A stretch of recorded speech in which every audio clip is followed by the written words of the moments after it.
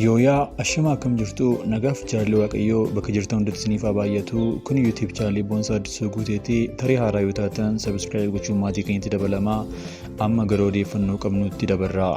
Akkam jirtu nagaa keessanii har'a waa tokko fangara keessan dhufe waan qunname tokkoon isin beeksisafanii wanticha irraa moosin akka of eegdan har'a sa'aatii 9 keessaa guyyaa jechuudha.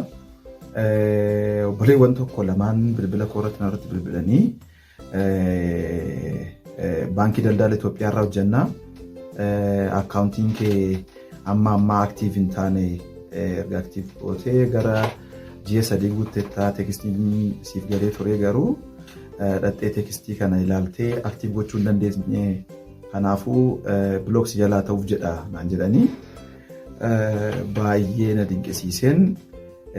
Wanta isaan jechuu barbaadan yaadumaan qabeen sana booda akka feekii ta'e wantichi naa galee kanaan dura immoo viidiyoo tokko ilaaleen ture nama wayii tokko akka kana godhanii qarshiisaa baankii sana irraa qabu gara baankii biraatti akka inni tiraansfer godhuuf gaafatanii turanii ammas wanti kun naannoo qunnamaa jira waan ta'eef jedheen bilbila kootiin riikaardi godhee wanta isaan haasaa turan jechuudha gara daqiiqaa 6 waan ta'ee qaba.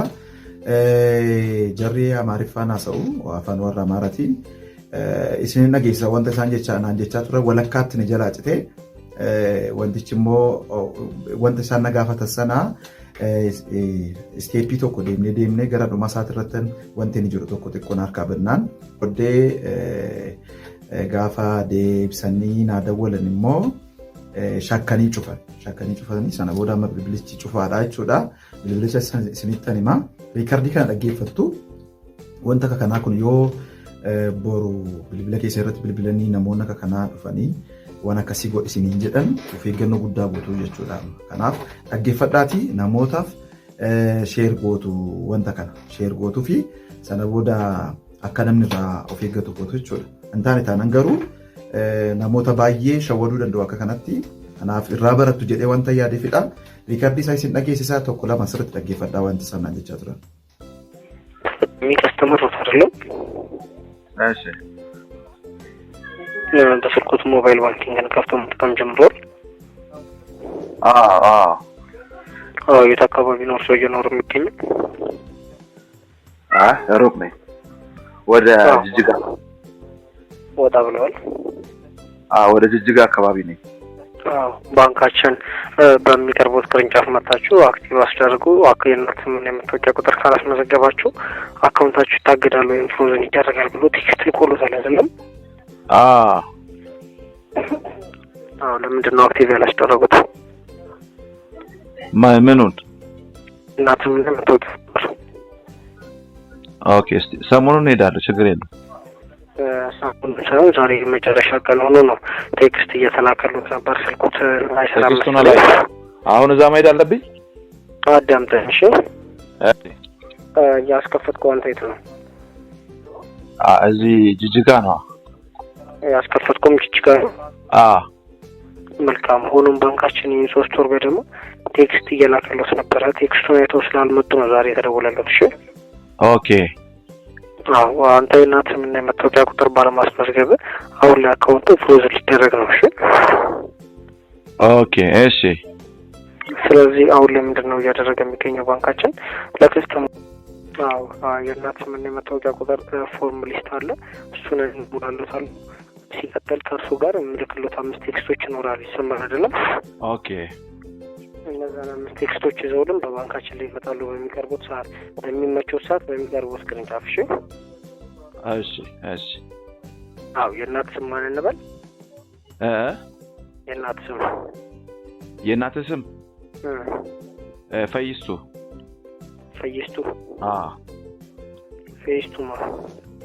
ፈይስቱ ቶለሳ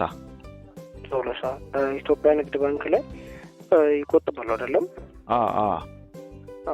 የመጨረሻ ጊዜ ገንዘብ ወጪ ያደረጉት ገቢ ምን አልከኝ? የመጨረሻ ጊዜ ገንዘብ ገቢ ወጪ ማለትም ምንድነው ያልከኝ? አልሰማሁም። የመጨረሻ ጊዜ ገንዘብ ወጪ ያደረከው ገቢ? አይ ገቢ ነው ያደረኩት።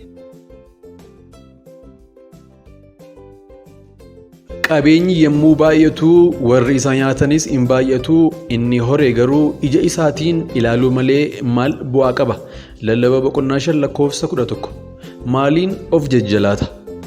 Diizaayinarri durii ittiin beekamtuu addunyaaf barreessituun Kirisdaal Rodriguez dhukkuba kaanseriitiin qabamtee du'uu isheetiin dura qabsiisa ishee irratti akkas jechuun barreessitee turte. Tokko konkolaataawwan qaalii addunyaa kanarra jiru jedhaman keessaa tokko bakka suphiinsa koo garaajii koo keessa dhaabbatee jira. Amma garuu wiilcheeriidhaan hin socho'a. 2 mana koo keessa uffatawwanii fi kopheewwan qaqqaalii diizaayineroonni filatamoon hojjetaman hedduutu jiru. Amma garuu erbee haphii hospitaala naaf kennameetiinan qaama koo haguuggadhee jira. 3 akkaawuntii baankii koo irra qarshii hamma barbaachisu olittan qaba. Amma garuu itti fayyadamuu hin danda'u. 4 manni koo mana gosa paalaas jedhamutti amma ani garuu manni koo mana gosa paalaas jedhamutti amma garuu ani kutaa xiqqoo hospitaala keessa naaf kennamte keessa siree xiqqoo tokkorra ciisa. 5 dubartiin dur hoteela abbaa urjii 5 irraa gara isa kan biraatti akka feete deemtee bashannantu har'a hospitaalichuma keessa kutaa laaboraatoorii isa tokkorraa gara kutaa laaboraatoorii isa kan biraatti oliif gadi jooruun dirqama anatti ta'eera. 6 dur namoonni dhibbootaan lakkaa'aman guyyaa guyyaatti naaf mallatteessi jedhanii na rakkisu turan. Har'a garuu ogeessi dooktariin ana wallaanu guyyaa tokkollee naaf mallatteessi jedhee na gaafatee hin beeku. 7 almaazotaa fi warqeewwan qaqqaalii ta'an kan an mataa koo ittiin miidhagfadhu gosa 7 qaban ture. Amma garuu kana gochuu hin danda'u. Rifeensa hin qabu waanan ta'eef dur xiyyaara dhuunfaa kootiinan qofaa koo addunyaa irra iddoon barbaade deeman ture. Amma garuu yeroon socho'uu barbaaduyyuu gargaarsi namootaa 2 dirqama na barbaachisa. 9 dur guyyaa guyyaan nyaatawwan filataman kan gosa biiffee jedhamaniin sooradhan ture. Amma garuu nyaanni koo guyyaatti qoricha taabileetii firee 2 fi copha ashaboo xiqqoo kan galgala naaf kennamtudha. Qabeenyi kun hondii fi gammachuun durii sun hundi garuu amma na fayyisuu hin dandeenye. Dhuguma jireenya dhugaa jechuun waaqa wajjin jiraachuu fi abboommii isaaf bitamuu jechuudha. Qabeenyi yommuu baay'atu warri isa nyaatanis hin baay'atu inni horee garuu ija isaatiin ilaaluu malee maal bu'aa qabaa jedha lallaba boqonnaa 5:11.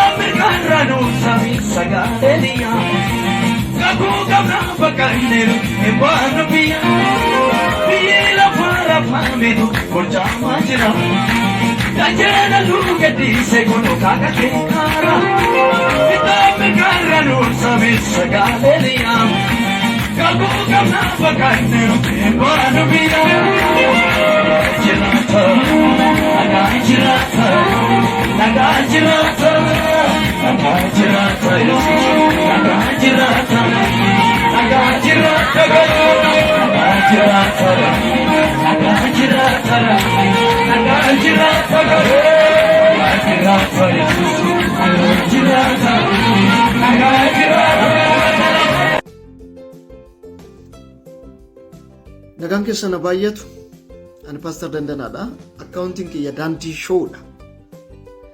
Gara TikTokitti dhiyeenya waan dhufeef follow godhanii gorsaaf barsiisa kiyya akka argataniif hiriyoota keessaniif share godha.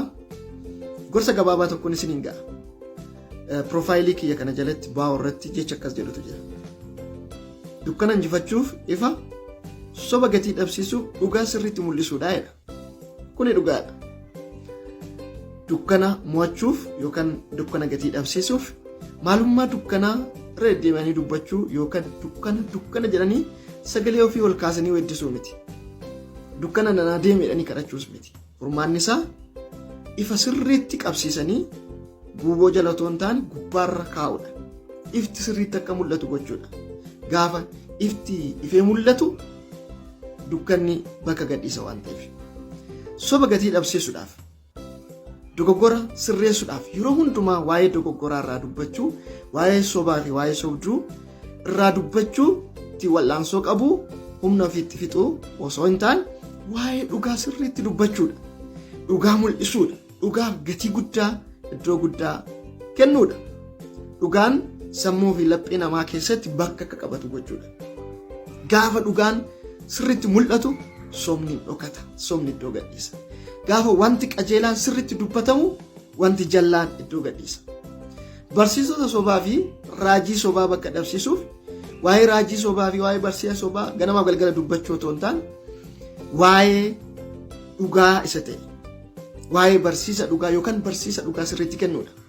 Raajummaan dhugaan amalli isaa fi maaliin akka mul'atu sirriitti barsiisudha. Kanaaf obboloota koo namoota itti yaadanii falmii jaallatan wajjin falmuu, namoota itti yaadanii isaan ani dhugaadha jedhe namni dhugaadha jedhee haa fudhatu jedhanii nama amansiisuuf yookaan yaada isaanii nama waga'uudhaaf fiiganii wajjin wallaansoo qabu otoo hin taane dhugaa isa dhugaa ta'e sirriidha jettanii itti amantan yeroo hundumaa irra deddeebitanii dubbachuudha. Dhugaan gaafa irra deddeebi'amee dubbatamu sammuu namootaaf laphee namootaa booji'uu danda'a waan ta'eef dhugaa keessan lafa keessanii dogoggora isa ta'e yookaan soba yookaan isatti namanne wajjin wallaansoo qabuur dhugicha kaasaa, dhugichi ni mo'ata, ni sirreessa, ificha sirriitti mul'isa, dukkanni bakka gadhiisa, jabaadha.